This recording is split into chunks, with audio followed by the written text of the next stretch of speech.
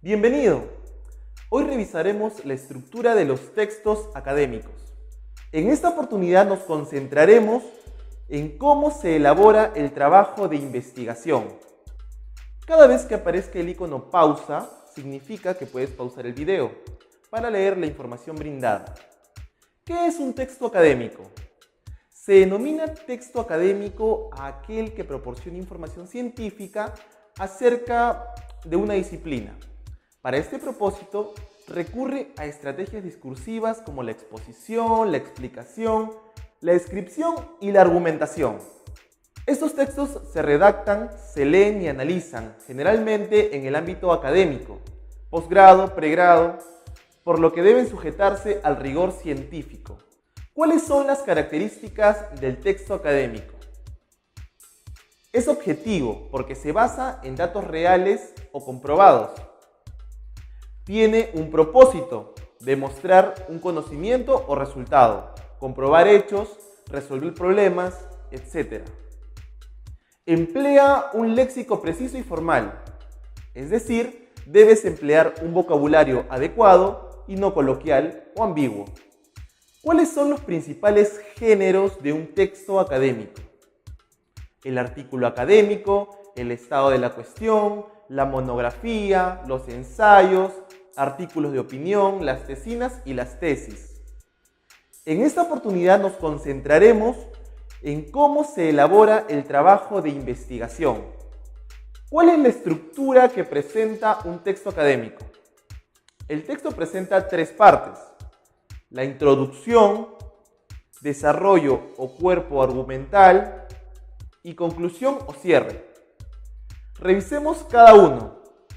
En la introducción se presenta el texto del tema o del problema estudiado. Además, motiva o despierta el interés del lector y propone el tema. En cuanto al desarrollo, en este se exponen definiciones, características, variedades, procesos, etc. Por último, en la conclusión, se sintetiza el contenido del tema o de la tesis y se propone una reflexión acerca del contenido. Toda investigación necesita ser organizada y coherente, y una forma de planificarla es mediante la elaboración del esquema de redacción. Este paso es importante porque responderá a la pregunta inicial del texto y a la información con que se cuenta. Por tanto, servirá como guía de los puntos básicos que habrán de tratarse. Ahora veamos qué elementos debe presentar cada sección, utilizando el ejemplo práctico de un trabajo de investigación sobre la ética ante la crisis de los refugiados sirios en Europa en la actualidad, el cual fue elaborado por Julio Alejandro Takaesu. Veamos la estructura de la introducción. Vemos que está estructurada en las siguientes partes. Número 1. La presentación del tema es el asunto o tópico que se explora.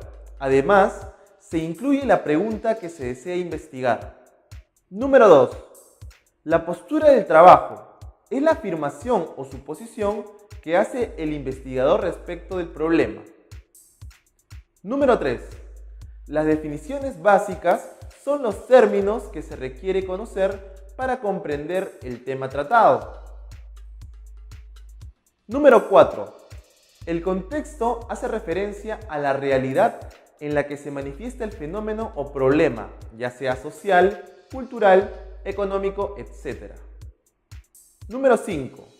La motivación se refiere a las razones personales por las que se desea investigar un tema. 6. En la justificación se muestran las razones académicas de la importancia o trascendencia de la investigación. 7. Finalmente, deberás mencionar a los principales autores que sostienen tu postura. Tomando como ejemplo el ensayo de Takaesu, vemos que en la presentación de tema nos hablará de la ética ante la crisis de los refugiados sirios en Europa en la actualidad. En la postura de investigación mencionará el deber ético de los países europeos para recibir a las familias sirias. Una definición fundamental será la ética.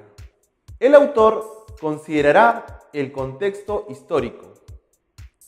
La motivación será el interés del autor por el tema de los refugiados sirios en Europa. El texto se justifica en que la crisis mundial amerita la urgencia de plantear soluciones y alternativas.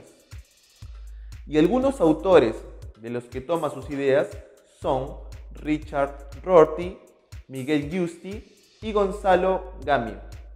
Ahora veamos la introducción en el trabajo que estamos revisando.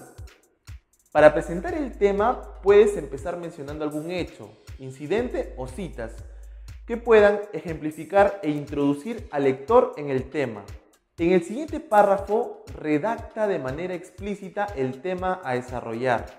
A continuación, debes colocar en un párrafo el problema de investigación, que en este caso es.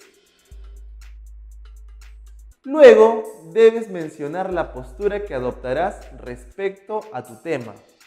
Debes definir algunos conceptos para que tu línea argumentativa tenga orden y sentido. Para definir un concepto, si tomas las ideas de otros autores, debes citarlos. Si la cita es textual, deberás colocarla entre comillas y al final de la cita colocar entre paréntesis el primer apellido del autor, el año, 2 puntos y el número de página de la cita.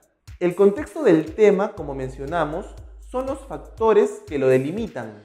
Responde a las siguientes preguntas: ¿dónde se desarrolla el tema? ¿Cuándo?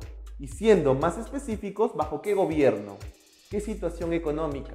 Etcétera. A la hora de redactar, debes presentar el contexto de la siguiente forma. Para redactar esta parte, debes enumerar las ideas o hechos que te motivaron a realizar el texto. Esas ideas que te motivaron se redactan de la siguiente forma.